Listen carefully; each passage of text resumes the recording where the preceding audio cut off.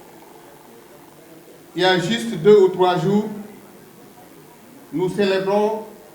les 2 ans de l'alternance, les 2 ans de l'accession à la magistrature suprême de son Excellence le président Bassirou Diomaye Diakhar Faye. Le bilan est élogieux. Le président Djibril l'a dit tout à l'heure, mais je voudrais simplement toucher la politique en ce sens. Cela a été déplorable que lors de l'anniversaire de notre alternance, qu'un Premier ministre, que des ministres, que des DG, que des PCA ne fassent aucune communication pour faire ce bilan et soutenir l'action du président de la République.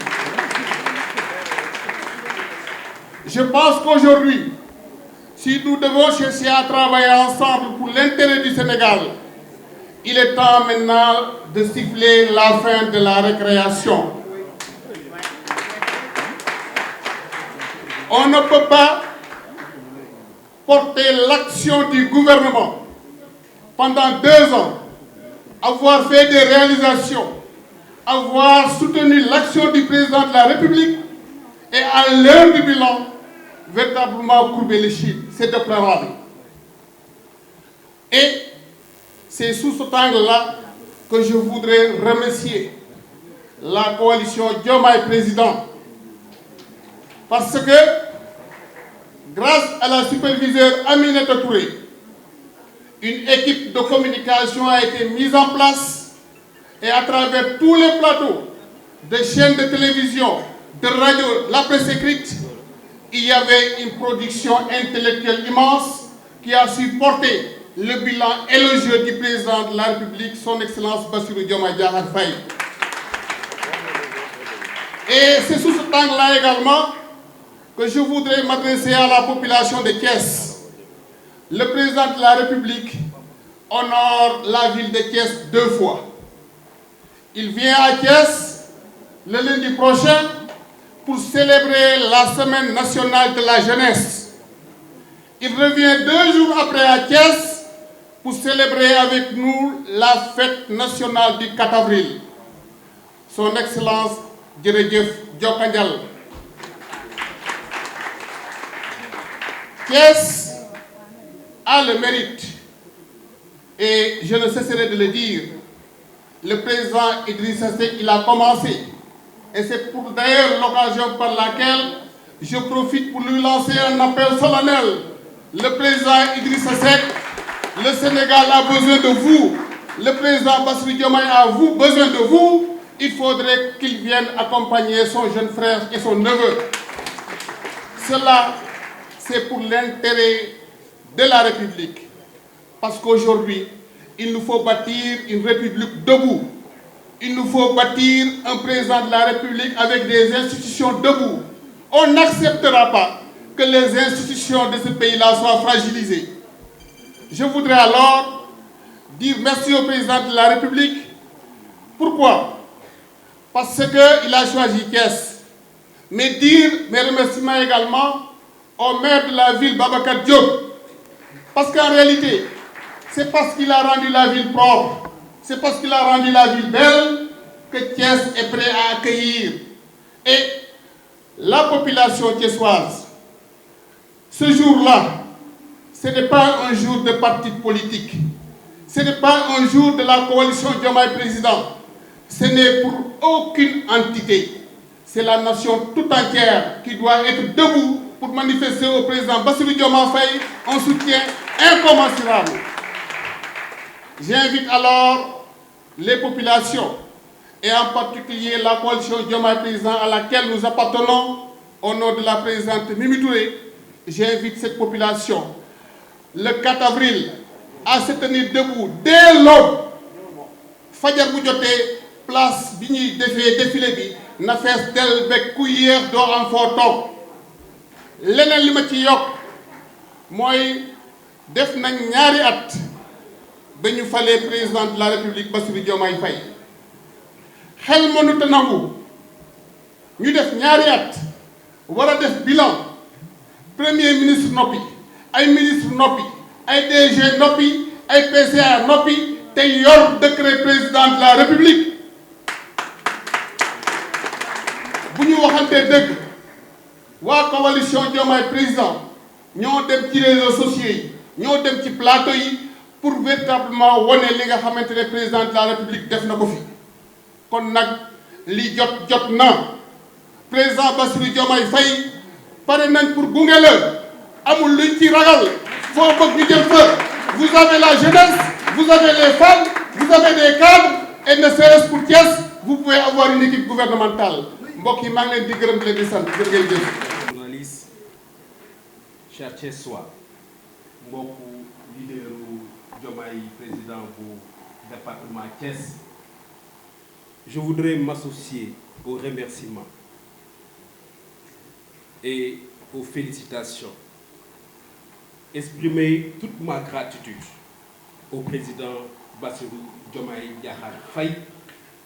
si teraanga bu rëy bu mu defal Thiès. sama wax du gudd woote nañu mobilisation dégg nañ ko woote nañu juboo dégg nañ ko wax nañu ne coalition Diomaye président pare na dégg nañ ko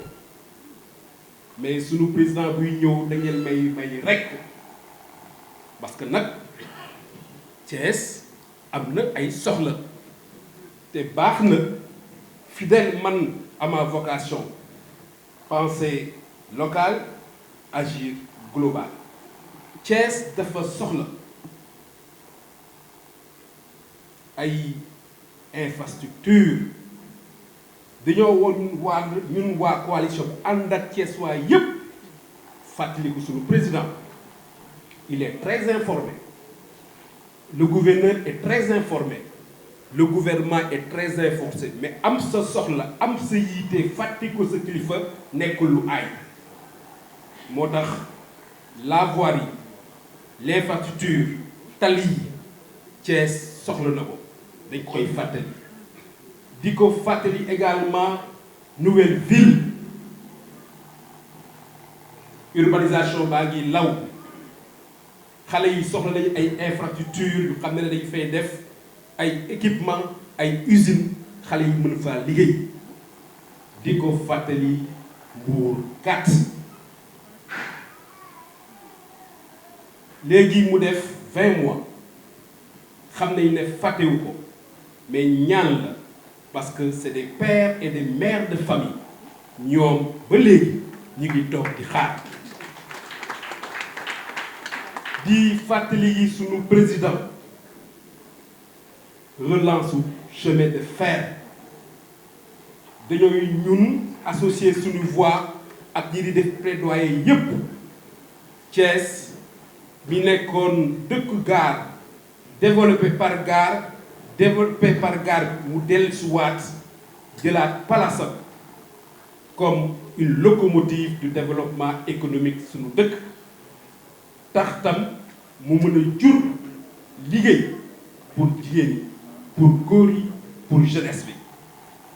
di ñaan président de la république musée bi xam ne mu ngi fii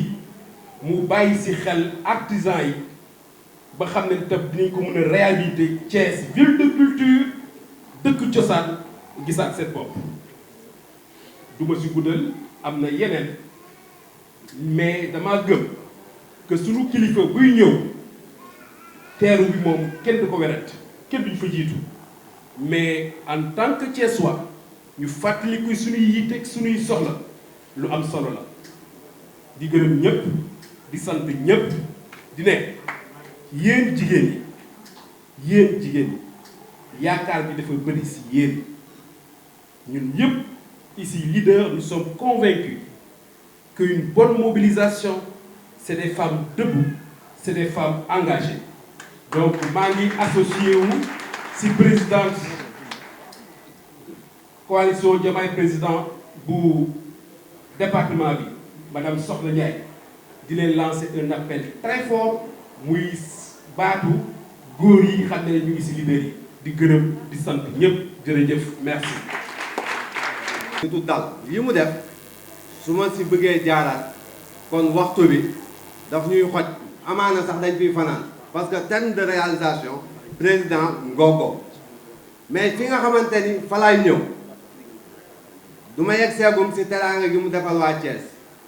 du ma tudd sax bourse familiale yi nga xamante ni daf ko yóbbu fu jéggi dayo y a des postiers yi nga xamante ni ñu ngi fi gis naa leen gis nañu population bi niñ ko soxlawee woon niñ ko yàqamtee woon mais du ma tudd sax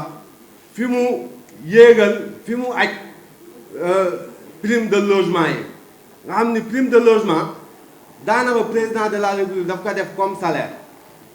kon yooyu yëpp du ma ko tudd damay xuus si ñoom 4 avril par rapport ak nous Thiessois et nous politique ñun ku am sa gan da nga koy teeru ku am sa gan da nga koy tatagal rawatina gan goo xamante ni dafa ñëw pour une célébrité tantôt Lamine wax na ko dina fi ñëw def fi ouverture Jeux olympiques yi ñu teg si ñaari fan mu ñëw ngir defee fi fête nationale défilé 4 avril ñun sooy def discours te musloo si seytaane saa su ne mën nga juum te ak juum déglu leen ak juum nit lay dal nit moo matul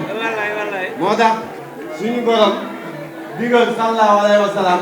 mu digal ñu ñun njabootam fépp fu ñu nekk di tàmbali dara ñu tàmbali muslu si seytaane amaana nag stade boobu moom laa tëb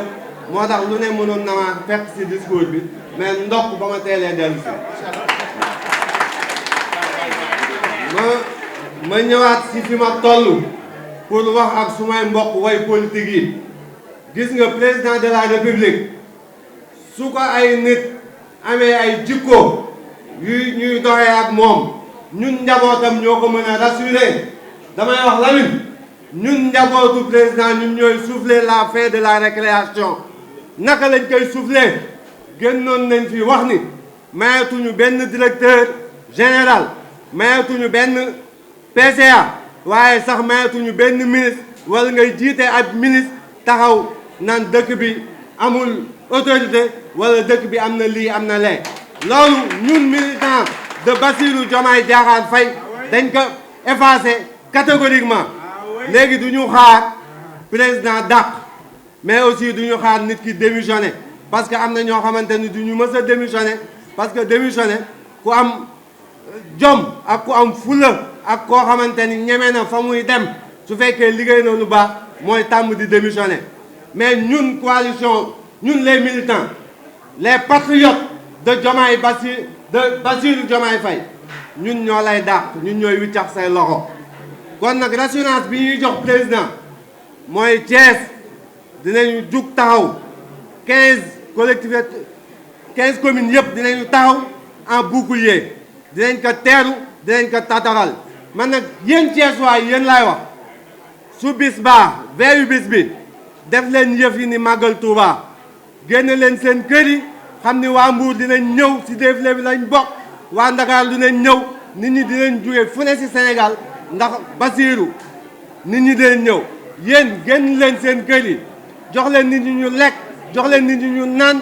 buux leen nit ñi ñu dem si kaw génn leen veillewu leen à ce que président su ñëwee Thiès am assurance boo xamante ni waxuñu leen élection locale dañ koy jox les candidats élection locale yii Thiès daf koy jox les candidats de la coalition benn Diomaye président yamuñu foofu président de la république lañ koy jox 2e mandat Thiès Sénégal ñoo soxla Bassirou Diomaye 2029 président 2 mandats nag si défilé bi lañ koy wane mooy Thiès waay génn massivement nañ ko jëlee tableau commune dox ak moom raam ak moom mu défilé si bismillah pare si alhamdulilah Lamine maa ngi lay remercier. Chers leaders de la coalition Diomaye Président, chers invités, il revêt pour moi un insigne honneur de prendre la parole lors de cette auguste assemblée pour s'adresser aux dignes fils de Thiès par rapport à l'organisation de la fête du 4 avril pour vous inviter à sortir massivement accueillir un homme respectueux, un digne fils de Thiès, un digne fils du Djegem, et je veux dire le président de la République, son excellence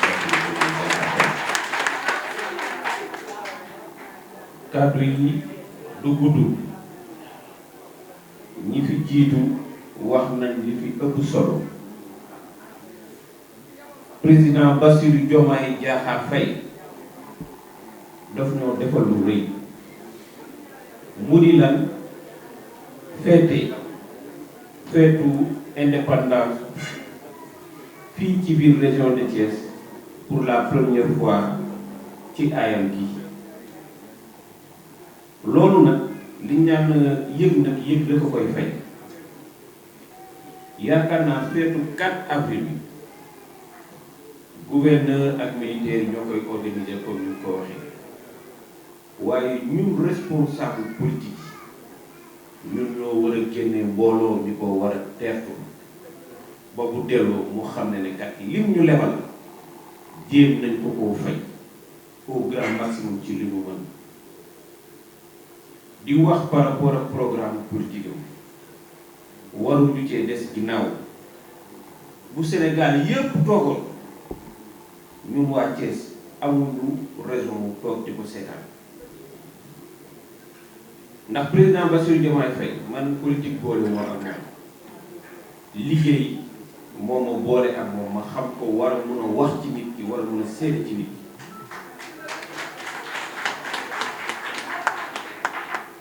ci njubam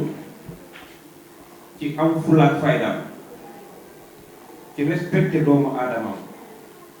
mais itam ci xam bu baax fu mu jëm ku ko gis nag ci yaram ak ci teeyam dangay yaakaar ne dafa ñàkk fayda wala dafa ragal waaye ak wuute sori ak foofu ku ko xam na ne fulla ak fayda ci lay dox te lu mu gëmul du ko def man de mun naa témoigner ci benn dossier buñ ko fay ay centaines de millions pour mu bàyyi benn dossier am ko mu wax nit ki ne ko mënumaa fekk say moroom ma teg leen impôt ñu ñëw fay yow nga ñëw di yëkkati xaalis ci ma jox pour ma bàyyi la te tamul leer ma ne yow mi yaa leen dàq fay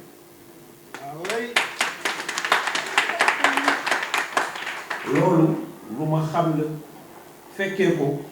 ci wàllu liggéey mu leer ma ne tey bëri woon na ko doon Ousseynou Diouf wala nga woo sama mbokku tukkuleer bi ñoom Jibril Ba na leen ci enveloppe baa ngi nii dañ naan la tegal ma ko nii kon ku am président bu mel noonu c'est un président sûr rawatina nag mu ndaw c'est un jeune ñun boo gisee tax ñu laxasaay jàpp ko jàppale ne dañ koy jàppale Sénégal dañoo war a weesu saa ñu falee président ñu ne nañ leen ko xeex mais bu ñu ko xeexee xeexuñu quoi moom yàlla def na ko président ba pare même bu doon benn fan nekk na ko président tiitu lu ko mos a jël mais bu ñu koy xeex suñu bopp lañ xeex on a perdu 5 ans ci lan ci ay xiiroo ngaayoo ci lan ci ay projets yu taxaw ci lan ci dëkk bu metti ndaw yi du ñu am liggéey jigéen ñi du ñu am ay financement dëkk bi taxaw ñuy gën a dund ndóol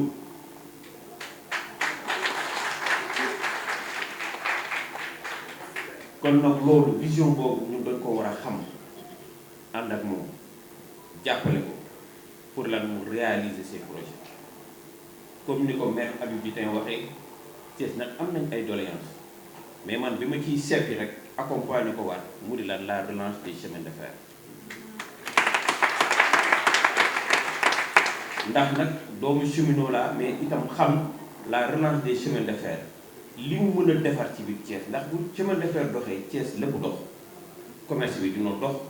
napp gi dana dox ndax Mali amul jën fii lañ doon jëlee jën yi di ko yóbbu Mali xaru tabaski Mali la doon jógee di ñëw fii commerçant yi ciment bi fii lañ ko doon jëlee di ko sànni di ko yóbbu Mali kon bu chemin de fer doxee lépp dox kon loolu dañ koy ñaan son excellence le président de la République di leen ñaaxaat bu baax yéen jigéen ak yéen ndaw yi au passage may féliciter sama jigéen yu ñaaw yi jigéenu Ousseynou Diouf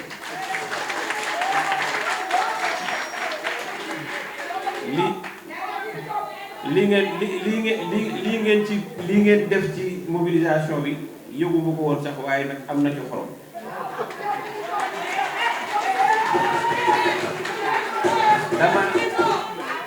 dama bëgg lii ngeen def yéen ak jigéenu coalition bi yéen ñëpp jiite ko ngeen ànd ak seen président Soxna Ndiaye ngeen defal président de la République Bassirou Diomaye Faye mobilisation bu jéggi day kooku ñu ngi leen koy ñaan ndax itam la coordinatrice générale madame Aminata Touré dina ñëw muy seen mbokk jigéen ngeen war ko jàppale muy liggéey bu am solo ci biir coalition bi kon yéen jigéen ñi waroo leen des ginnaaw jug leen taxaw ndax yéen koo leen yëkkati mu juga koo leen yëkkati mu jug yéen jigéen ñi bu guddi jotee yéenay taaj reer yi yéenay taaj boisson yi yéenay cuuraay néeg yi yéenay neexal néeg yi man yéen laa àndal yéenay neexal néeg yi kon koo leen yëkkati mu jug Ablaye Fall Maodo mii war ko yëkkatee mu jug maa ngi sant ñëpp di gërëm ñëpp mais itam di remercier particulièrement la commission communication bi nga xam ne Djibril Ba bi moo ko jiite mënu ma koo bañ a wax ndax dañoo korite ñun ñëpp tëdd suñu kër yi di nelaw mu woo ma vers 11h man fu ma woon jour réew ma dama naan la mënuma ndax man séeréer man damaa ragal koor koor moom damay tëdd di nelaw mais mu nekk ci tàngaay bi metti mu woote di liggéey man Djibril muy jàmbaar la xam nga aussi il faut que ñu reconnaître les mérites de suñu liggéey bu ñu defee lu baax nañ koy reconnaître ndax jaajëf boobu dina tax mu gën a sawar. bismillahi mina shaytaani rajim laa hawla wala quwwata illa billahi aliyyil azim ñi ngi sant yàlla di julli ci yonent bi Seydina Muhammad sallallahu alayhi wa sallam jigéen ñi nag dañ leen waroon a bàyyi ñu yëngale yëngal ndax ñim réew jigéen ñee ñooy di ko moom ñim réew jigéen ñee ko moom kon dañu waroon a bàyyi jigéen ñi ñu yëngal comme ni ko Ousseynou Diouf waxe jigéen ñi ñooy yaay jigéen ñi ñooy taal añ yi di teg añ yi di taal cuuraay yi di defar seen yu baax baax yooyu ci biir dañoo xaw a suñu jàmm yi rek waaye kon ñu wax ne ñu war a def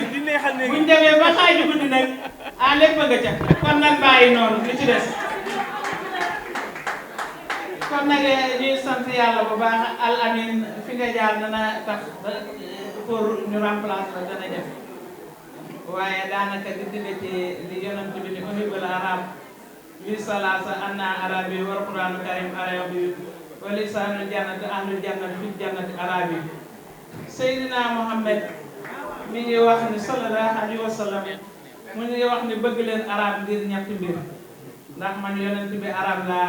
alquran karim arab la waxe àjjana te biir àjjana arab la kon al amin boo defee discours arab bi sukran tafadal bi salaam kon sant nañ yàlla bu baax a baax a baax waaye nag ñuy sant di dolliwaat nag di sant yàlla di gërëm jigéen ñi nag ndax macha allah seen taxawaay benn la ku fi falu ñoo la fal kon nag ñu gën a taxaw di sant yàlla bu baax a baax a baax di wax président Bassirou Diomaye Diakhar Faye lebal na Thiès loo xam ne dañ naan Thiès mënu ko ko fay waaye xakay day fay bor Thiès ndax ba dara dul dara dëkk bi metti ñépp daw Thiès ñoo taxaw nag takk seen digg Thiès ñoo indi fiis 123 Thiès ñoo taxaw 111 astafurlah 111 Thiès ñoo taxaw investir Bassirou Diomaye Diakhar Faye mu président Mama Fall ak ñim àndal kon man naa ne Bassirou Diomaye Diakhar Faye bu doon bâtiment fondation ba Thiès la te kon fondation bu dëgëree rek lu nekk mën na tegu ci kawam kon Bassirou Diomaye Diakhar Faye bul tiit dara bul ragal dara bu neexee yàlla ña la taxawaloon 2024 ñooy ànd ak yow taxawal la ba 2029 ñu yóbbuwaat la kon Thiès amuñu dara lu ñuy ragal Thiès ragal juddoowu fi Thiès ay bañkat a fi ne te Thiès bu ne waaw kat Sénégal nee na waaw ndax Thiès mën naa ne ci Sénégal mooy bu doon jëmmi nit Thiès mooy xolu Sénégal ku am Thiès am nga Sénégal ku ñàkk Thiès am nga ñàkk nga Sénégal te kon nag ñun waa Thiès ñuy sant yàlla bu baax a baax a baax ndax suñu président région de Thiès la dëkk kon tey bu dee day ñëw 4 avril mu ñëw feetoo ko Sénégal Thiès feetoo na ko Sénégal feetoo na ko fi mu juddoo feetoo na ko fi ñu ko bëggee kon nag ñun ñu ngi takk suñu ndig génn suñuy néeg wàcc suñuy lal di teertu nag gan yi bu soobee yàlla ci kàttanu yàlla danañ leen teertu bu baax a baax a baax a baax ñuy sant nag coalition Diomaye ndax coalition Diomaye comme ni ma ko waxee Thiès la juddoo Thiès la màggee Thiès la yaroo président Mama Fall ñu ngi lay sant bu baax a baax di sant nag ñi nga àndal ndax ñi nga àndal dompuñu la babaxuñ la jëwuñu la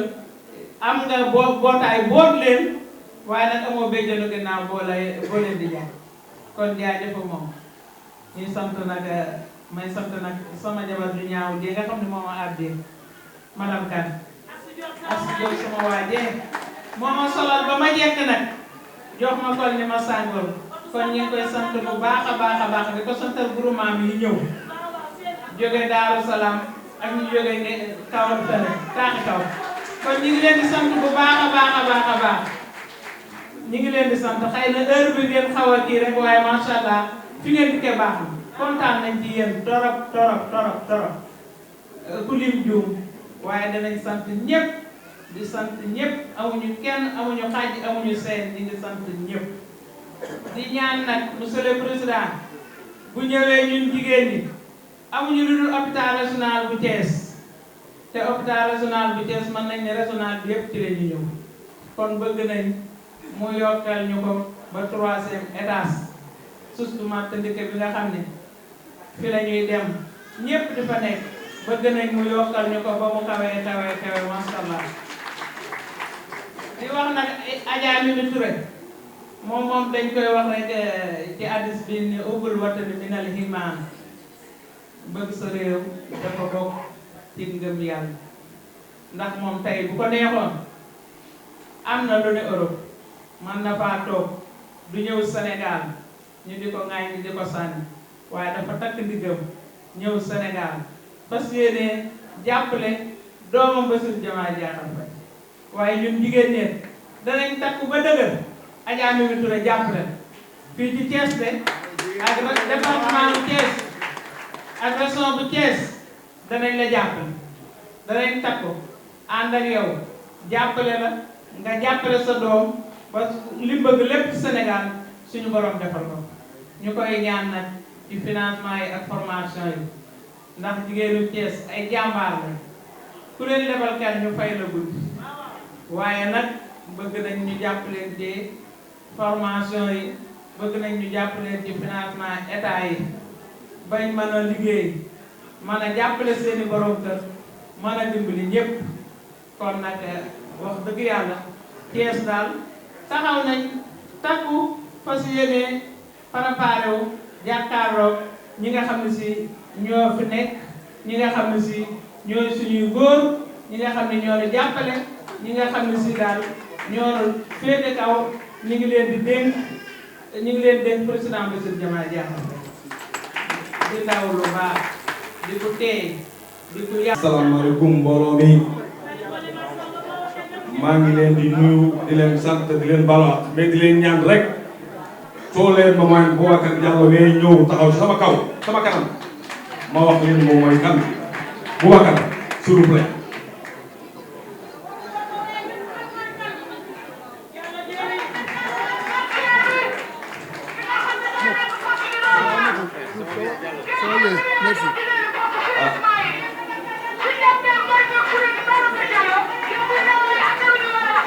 Merci madame.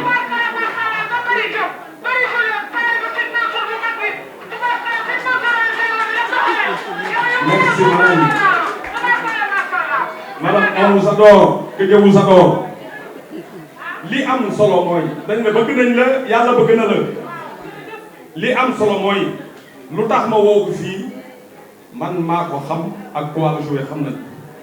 c'est un jeune discipliné travailleur il travaille en long bëggul dara ta bu ñu tey bi ñu jógee fii dem di monter ay cellules ba Louga c'est grâce à lui kon maître les deux grands maîtres que je vous adresse la parole aujourd'hui kon maa ngi koy gërëm di ko sant wax ne coalition bi c'est un jeune garçon déterminé et engagé l'homme se découvre nag quand il se met avec le parti c'est un grand homme il est jeune il est engagé c'est un homme très jeune bon en ce qui me concerne maintenant je parle de la politique je parle de la République et ma nation que ça soit clair yéen journalistes yi dama leen di yónni yóbbantuwuma leen li may wax lu ma gëm la duutuñu permettre président de la République ak ku mu mën ak grade boo mën a yor nag moo la yilif parce que moo yor article 44 nag que ça soit clair dégg naa ñenn ñi ni poste tënkuma ku poste tënkul da ngay bàyyi duñu nangu ak ku mu mën a doon ak poste boo mën a yor ak loo fi mën a def benn carte nga wote seen morom benn carte nga wote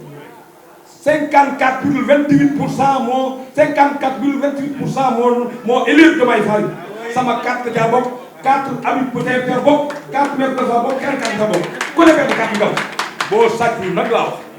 soo amul ñaari carte d'identité ak ñaari carte électeur loolu la ñu xam Sénégal da yaakaar naa ni ku am ñaari carte d'identité wala ñaari carte électeur vous êtes un fautif on doit vous mettre en prison net et clair kon li ma gëm li gën Sénégal gii nekk muy coalition Diomaye président bii gëm naa ni ñun duñu xàjj ma Samba duñu xàjj ma Demba képp koo xam ne set nga sa loxo set na baax nga réew mi man dama moom ma réew mi ba nit yow ngay ànd ak da ngay liggéey ak Diomaye wala doo liggéey ak Diomaye ku sa loxo set dama liggéey ak Diomaye ku sa loxo set ñu ngi lay woo ku fi deful dara loo xam ne ñaaw na ñu ngi lay woo parce que réew mi ñëpp ñoo ko bokk ma doon demandé poliment et vraiment l'administration sénégalaise particulièrement au ministre et le directeur et les PCA ñu jël seen responsabilité et même les maires qui t'attendent dans l'obscurité que ça soit clair da ngay bokk wala bokkoo da ngay Diomaye ngay àndal wala opposition Diomaye ñun nag Diomaye lañu choisir moom lañu àndal luñ ci góobee dañ koy gàll duñ fi nekk du ay volte-face dama leen di yónni wóolu journaliste yóbbante ma leen dama leen yónni dama bëgg bu lëndee seen diis yi ngeen diisal ko li ñuy wax ñun nekkuñu fi ma Samba wala république moo ñu fi téye nation bi ñu téye administration lañ jàng kenn moo fi yor réew moom la ñu élire ba juróomi atam jeex bu jeexee kenn koo ràmp lañ topp ci ginnaaw mais duñu accepté kenn moom muy ñëw Thiès gannaaw da ngay dem di wote di immigré ay cantine comme ñun man nee na ñun am nañ ko Ousmane Sonko nee na Abdoulaye Fall Mao parti 4 télécentre la moom la wax waaye gëmal naa ko tey ko télécentre boobu muy bëgg a immigré ça ne passera pas du jàll na respecté président de la République mooy njiital moo bu dul man mii ginnaaw yàlla man naa teg ci kaanu war ni bu doon man te nekk premier ministre ndax su woon man tey Diomaye falu te Diomaye falu woon rek premier ministre kon na respecté la République et la nation Diomaye c'est son petit frère lu ñu seq ni ko si seen kër suñu yónnee ko diggante Ousmane Sonko ak Diomaye man Fall du dugg waaye dinaa dugg la ci République et la nation kenn du ma tey je suis un patriote engagé et déterminé et intéressé su nga ànd ak moom ñu ànd ak moom tam nag na jël ay responsabilité na jël ay responsabilité du ma nangu di jox nit ñoo xam ni alalu réew mi ñu war a liggéey réew mi ñu liggéey parti politique les politiciens là il faut qu'on dise la vérité aux choses engageons nos responsabilités dignement et fièrement loolu moo gën a wóor moo tax c'est la raison pour laquelle li ci des nag Sénégal a aaye waaye Thiès ak moome Sénégal a aaye mais Thiès ak moome ku xam Thiès jigéen joon ndel maa ngi nii en face su ray tubaab bi Samba Law bee ngi fii ci gaaru Ndar bi ak keneen dama bëgg ni lañ doon bañ jëm moom lañ bay tey Sénégal fi ne Thiès fi ne Thiès duñ gëm amul benn Thiès waa boo xam ne da ragal wala mu daw maa ngi woo nag samay xarit samay kilifa samay àndandoo muy le président Idrissa Seck sa place est avec nous le ministre d'État Abdoulaye Diop ministre des Finances économiques des Finances et du Plan nous la réclamons notre droit venir travailler avec nous Cheikh Hadjibou Soumaré ñi ngi lay woo foo mën a nekk doo jàppale parce que réew la ñu bokk tolloo bu leen fu ngeen dem di croiser le bras wala ngeen liggéey la ñeneen réew mi da leen soxla Diomaye da leen soxla daa soxla Idrissa Seck ci kanamam soxla Abdoulaye Diop ci ginnaawam soxla Hadjibou Soumaré ci côté soxla Papa Diop ci kanamam ci ñooñu lay wax parce que xam nañu képp ku ci mos a jël dërëm teg solo Abdoulaye Fall ma wax ko mais dama gëm ni réew mi leen tax a jóg bu ñu lànk nañu bañ nañu ñëw liggéey réew mi bu leen kenn menacé vous êtes responsable bu leen kenn menacé ku leen saaga doomam bàyyi na saaga ku saaga bàyyi jàmm sa bàyyi na saaga kon na leer bu leen ragal ay saaga réew mi leen gën di saaga bu ñu doon saaga suba ba dem ba suba dañ defar réew mi Idrissa Seck monsieur le man xam naa yow xam nga kon ñi ngi lay woo nga ñëw jàpp ci du dàqu ma sàmb dàqu ñoo daal sama xarit nag mon ami et mon grand frère Papa Diop que Diop gàtt aw dana la paix maa ngi gërëm ñëpp programme le jeune mënuma damay yaa bat yéen ñi ànd ñëpp su ma la tuddee tudd naa bat si tudd naa keneen ak keneen gis naa ni jàmm am gis naa ni liggéey bi ngay liggéey ci semaine bii yombul am na ñu ko fi wax am na lu xew tey nag Sénégal yi mën ko dégg kan moom sa def ci discours politique fekk un arabe muy wax un arabophone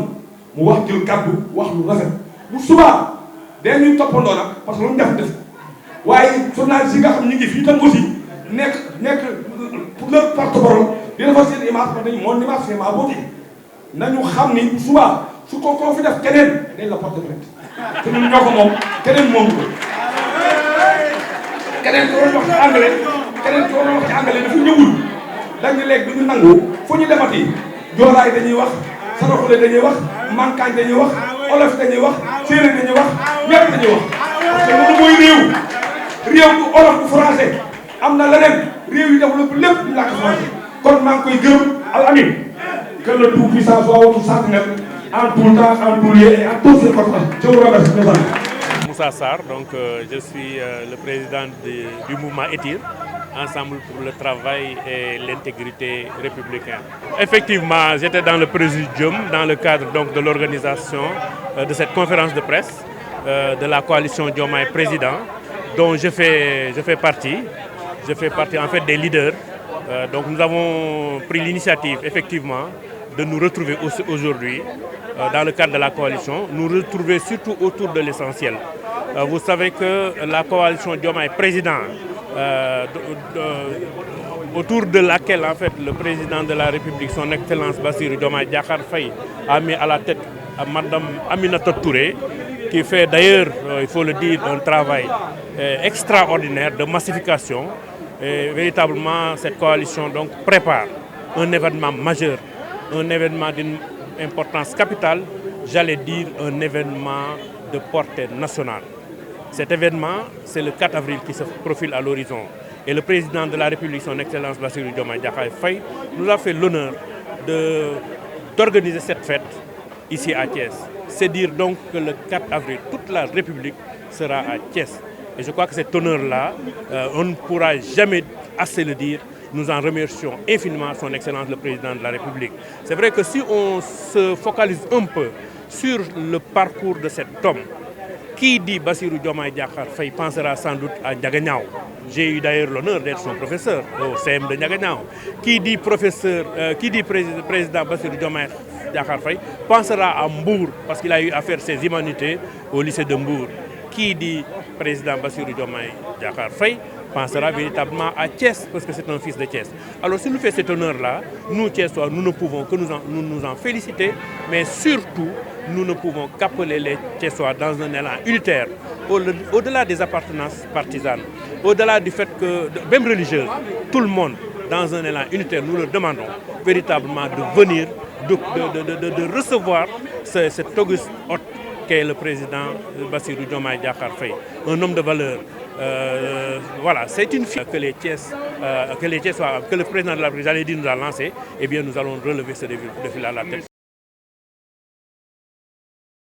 La mobilisation, elle doit être exceptionnelle. C'est d'ailleurs pourquoi je demande à toutes les femmes, à la jeunesse thiessoise, de se mobiliser. derrière le président de la République, qui est jeune. C'est un jeune professeur. Les jeunes du mouvement étirent, mais cela va de soi, bien évidemment, parce que ce sont les jeunes et les femmes du mouvement. Elles seront, les femmes et les jeunes, en réalité, les premiers à occuper le stade pour pouvoir véritablement ovationner cet homme qui est le président Bassirou Diomaye Diakhar Faye. waaw tey ñun waa coalition Bassirou Diomaye Diakhar Faye coalition bi nga xamante ni président de la République moo ko samp moo teg kuréel googu ci fàttali rek kuréel gi ba mu koy teg mu nga kaso kuréel googu moom moo porté candidature am ba yàlla def ko muy président de la République muy jiite réew mi kooka nag bu demee ba ni dama bëgg a delloo njukkal waa Thiès tànn leen ni dafay organiser défilé bu 4 avril mu ni fii la tànn pour Thiès loolu suñu honneur